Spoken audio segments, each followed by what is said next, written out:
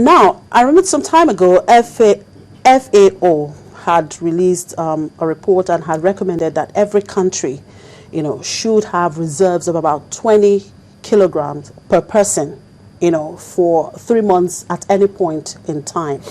Now, with the population of Nigeria and going by FAO's recommendation, what are we expecting to see? What should be our reserve?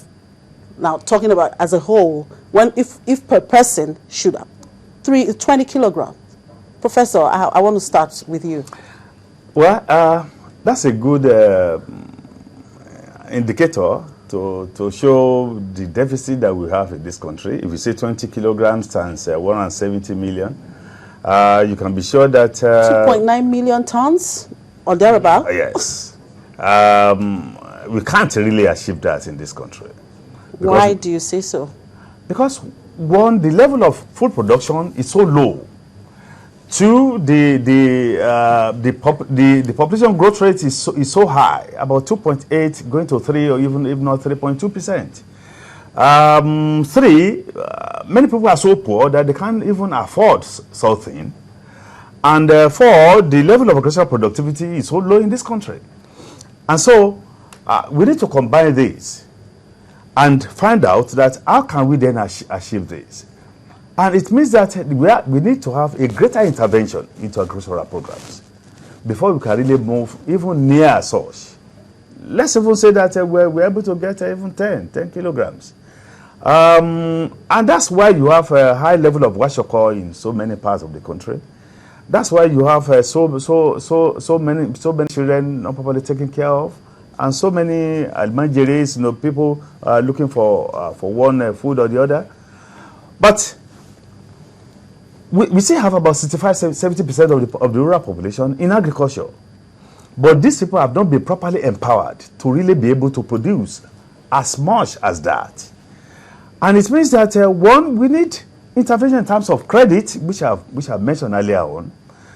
Even though those areas that the CBN and the Federal Ministry of Agriculture are looking at, they are so slow in really getting down to the grassroots. Two, as I mentioned, the issue of land, and of course the issue of women and the youths.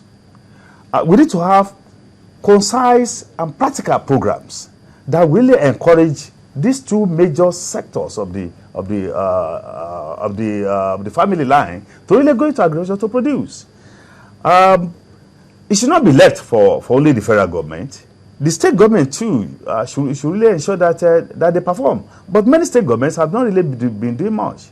Many state governments rely just on the various funds from the federal allocation, and they've not really impacted on agriculture, except maybe one or two states that we have seen. We have seen Lagos trying its best. We have seen what do you call this state now? We have seen Ebonyi trying its best. Those that I know, but the states really need to do more. And of course, the various local governments have not really been doing anything. The local government should really be seen to be providing the necessary impetus in terms of land, in terms of various inputs, through the state government. But they've not been doing anything. It's when the three tiers of government are really up to their calling, and the various research institutes and universities are also challenged to do this, that we can really move towards the 25 kilograms per day that you are talking about. All right, Mr. Madlion, he spoke about land. You are in the field. Don't we have enough land? 72.3% of the Nigerian arable farmland has not been scratched. When you leave Kaduna, Abuja to Kaduna, between the both left and right flanks are untouched. Like we said, the statistics you read out here, expected amount of food reserve by FAO, is what there are no structures to achieve that. One of the things at 21st century, tomatoes are still carried in basket. The empty basket has to be made from Ebonyi or Enugu, brought to Bolafo, and then from Bolafo it will be trucked by truck to Gombe, Darinkuwa, where it will be packed. The very moment our rural farmers began to put proper pricing to the cost of the food they produce, Nigerians will not have food to pay.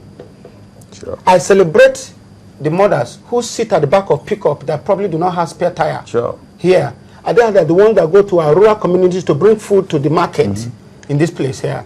What has kept this country going in terms of food is the informal agricultural activities. No nation grows when you make agriculture developmental programs where you do it as a way of incentive to their people until it becomes agro-business that I can put in here. Ask, what is the repayment program for those who benefited for the 200 billion naira? When the rural farmers' land cannot be accepted by any bank, you cannot pick up money from both micro, commercial banks, agri-banks if you don't have collateral. I'm running 60,000 poultry, poultry farm here. I must have a house in Abuja or Metama or somewhere in Lagos near the Victoria Island for me to have access to those funds here. If we have put in, look at how the Bangladesh, over 240 million people are feeding themselves with a terrible topography and demography here, but yet they don't bring in food. And then every year... Even Zimbabwe, even with the crisis in Zimbabwe, Zimbabwe's strategic reserves about 5 million tons. They provide 5% of the world tobacco. So what are they doing differently? Because it is well organized. This is where cooperative works. This is where extension service program works. These are where agro-business are being done. You put a lot of emphasis to private sector. We need to have one-stop shop agricultural development centers. We don't have ADB anymore. Where agriculture is not, agriculture is science. It's not whole and cutlass. Do you know that today if you go to communities like Uboka in Enugu State, that rice is still being harvested with sickle, what they go to hell. Then rice is a tedious program. If you do that, the skin of the woman or the man that is doing it will be near to crocodile skin. Is it what you want the person to go and do?